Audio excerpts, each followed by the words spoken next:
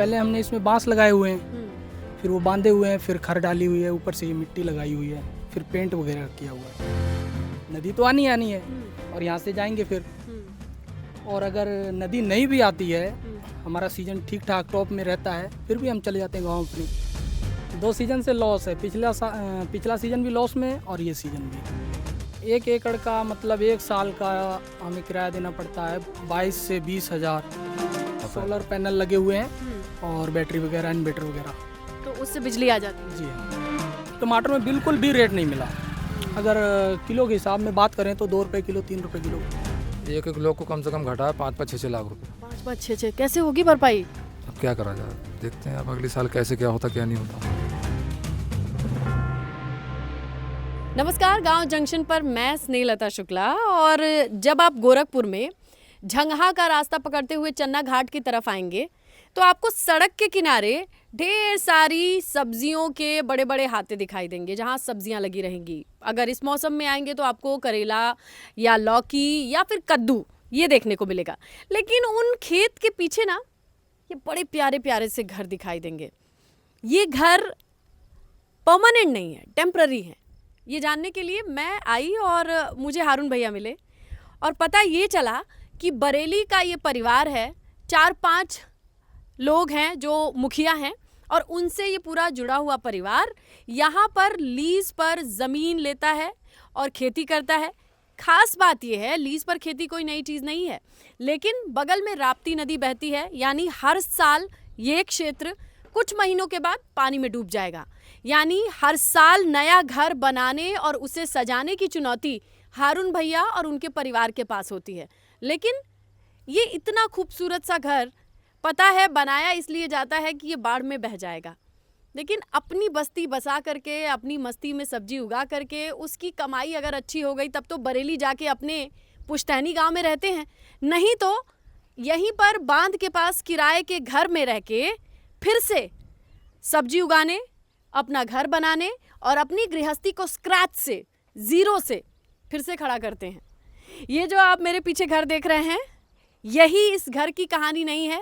इसमें बहुत सारी लेयर्स, बहुत सारी चीज़ें छिपी हुई हैं जो हम हारून भैया से समझेंगे, उनके परिवार से समझेंगे। हारून भाई, सब ठीक? जी बिल्कुल, एकदम। ये इतना सुंदर घर सजाया है आपने, छोटा छोटा, ये कौन बनाता है आप लोगों के लिए? खुद ही बनाते हैं जी। कैसे बनाते हैं ये इतना खूबसूरत घर? और देखिए, बनाने के लिए, ऐसा है, रहने के लिए कुछ तो बनाना ही पड़ता है जी। जब हमने 5-7 महीने बिताने हैं तो बनाना पड़ता है। सिर्फ 5-7 महीने के लिए? किस चीज़ से, कैसे कैसे बनाई? घर मिट्टी है और नीचे मुझे घास फूस और ये भूसा दिखाई दे रहा है। जैसे पहले नंबर इसमें लगी हुई है जिसको यहाँ पे खर कहते हैं। खर? जी हाँ। अलग अलग जगह पे अलग अलग भाषा में इसको हर तरह की कोई चीज़, कुछ यहाँ पे खर कहते हैं, कहीं पे सरकना कहते हैं, कहीं पे कुछ सरकंडा कहते हैं। जी कुछ हाँ, अलग अलग नाम है। अलग अलग नाम है। तो यहाँ पे इसको खर कहते हैं। पहले हमने इसमें बांस लगाए हुए हैं, फिर वो बांधे हुए हैं, फिर खर डाली हुई है, ऊपर से ये मिट्टी लगाई हुई है, फिर पेंट वगैरह किया हुआ है। और ये अंदर सजावट भी कर रखी है। जी हाँ, थोड़ी बहुत की हुई है। और मिट्टी की स्लैब और वो सारी चीज़ें भी बना ये रखी है। टोटल अंदर जो भी कुछ है मिट्टी से बने हुए हैं। तो ये बनाते वक्त आप लोगों को लगता नहीं है कि सब टूट जाएगा, बह जाएगा? देखिए, वो चीज़, सब चीज़ पहले ही माइंड में रहती है कि हमें एक दिन ये तोड़नी है, नदी तो आनी है और यहाँ से जाएंगे फिर।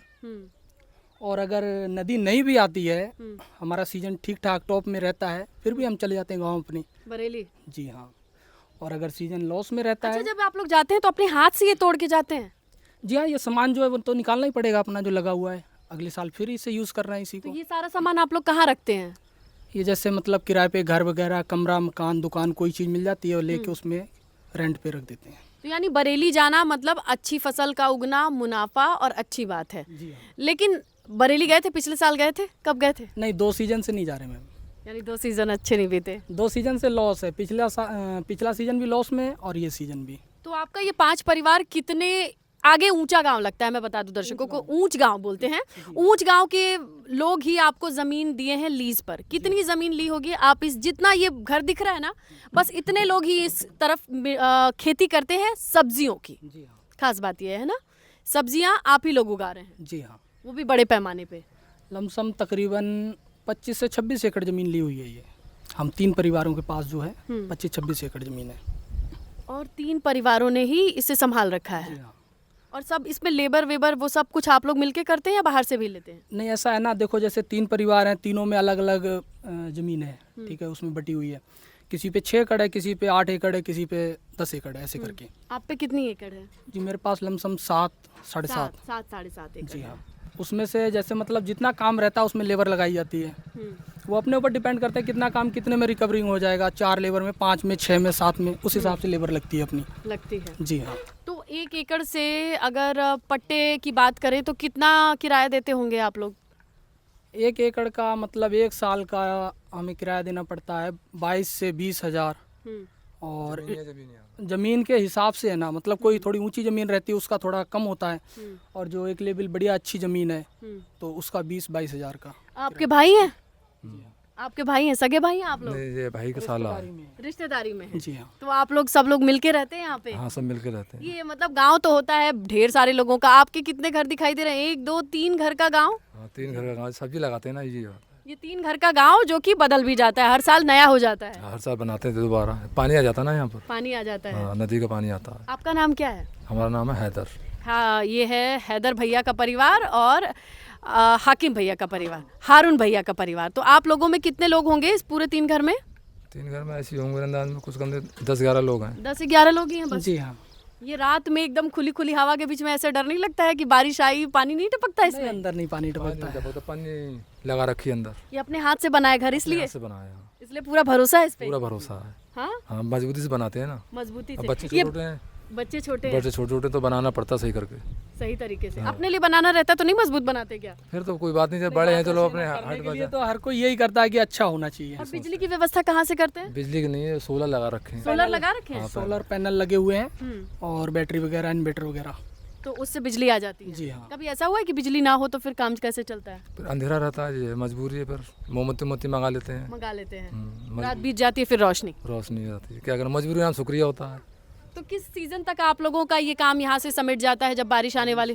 अजय जब तक नदी नहीं आएगी कैसे पता चलेगा? नदी अचानक से आगे, डर नहीं लगता है? तो फिर क्या करना, मजबूरी छोड़ के भागना पड़ेगा। अचानक नहीं आती है ना, अचानक नहीं आती? जी हाँ। दिनों दिन बढ़ता है? बढ़ता है, वो पता लग जाता है ना, उसकी मूवमेंट पता लगती है कि हाँ आज इतना पानी था, आज इतने लेवल पे है, कल इतने लेवल पे था, आज इतने पे है। तो आप लोग उस लेवल को देखने के बाद डिसाइड करते हो कि अब छोड़ देना है?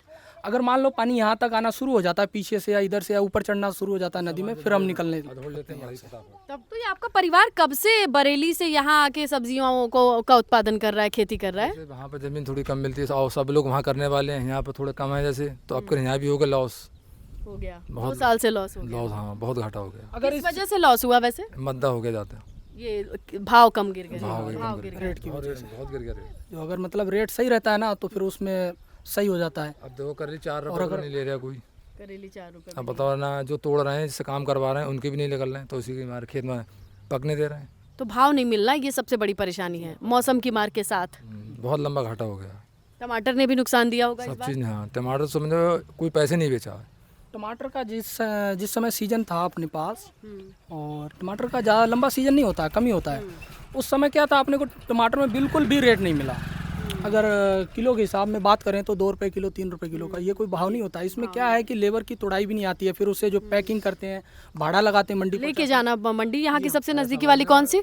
गोरखपुर। गोरखपुर मंडी दूर भी है, वो भी बहुत नजदीक भी नहीं है। दूर है, भाड़ा तो लगेगा भाड़ा लगा कम से कम। आज समझ लो एक लोग को कम से कम घटा है 5-6 लाख रुपए। 5-5, 6 कैसे होगी भरपाई? अब क्या करा जाए, देखते हैं अब अगले साल कैसे क्या होता क्या नहीं होता। अगर ये नुकसान लगातार होता रहा तो फिर कैसे करेंगे? काम छोड़ने पड़ जाएगा। प्रॉफिट होता है ना, प्रॉफिट रहता है, 1 रुपये का भी रहता है, तब भी दिल खुश होता है। अगर लॉस में 1 रुपया भी होता है ना तो एक टेंशन होती है। बिल्कुल। और ना अपनी जमीन ना अपना घर। सबसे बड़ी टेंशन क्या चीज़ की है कि इतना पैसा खुद के पास नहीं होता, लगाते हैं जो लागत बहुत लगती है। मैंने आपको क्या बताया था, 1 एकड़ पे अगर अपना हिसाब किताब लगाएं तो कम से कम भी 1,20,000 प्लस टोटल खर्चा आता है। और फसल कितनी, फलत कितनी आ जाती है, कितना बिक जाता है? मैंने आपको पहले बताया था, अगर मान लो भाव रेट अच्छा हो, अच्छी कंडीशन में सब्जी निकल जाए, तब तो 1 एकड़ पे कमाई हो जाती है लमसम 2 से 2.5 लाख तक हो जाता है। उसमें से 1.5 लाख तो निकाल ही दो, लेबर का 1.5 लाख वो टोटल निकाल के 1 लाख रुपए प्रॉफिट में रहता है। और अगर ना हो तो 1 लाख भी बेचना बहुत मुश्किल हो जाता है। और आज की जो कंडीशन है, इस टाइम की, इस सीजन की स्थिति इतनी है एक एकड़ में कि 20,000 रुपये बेचने भारी है। जिस तरीके से आप लोगों की हिम्मत है और चेहरे पे मुस्कुराहट है, सबसे अच्छी चीज़ तो ये होगी कि मंडी में सही भाव मिल जाए तो किसी का मुंह ही नहीं ताकना पड़ेगा। मेहनत जितनी की उसका मेहनताना और मुनाफा मिल जाए तो चेहरे से ये स्माइल और माथे की शिकन। बिल्कुल बिल्कुल। गांव जंक्शन के लिए मैं स्नेहलता। गांव जंक्शन को सभी सोशल मीडिया प्लेटफॉर्म्स पर फॉलो करें। व्हाट्सएप चैनल और जीमेल आईडी पर भी संपर्क साध सकते हैं।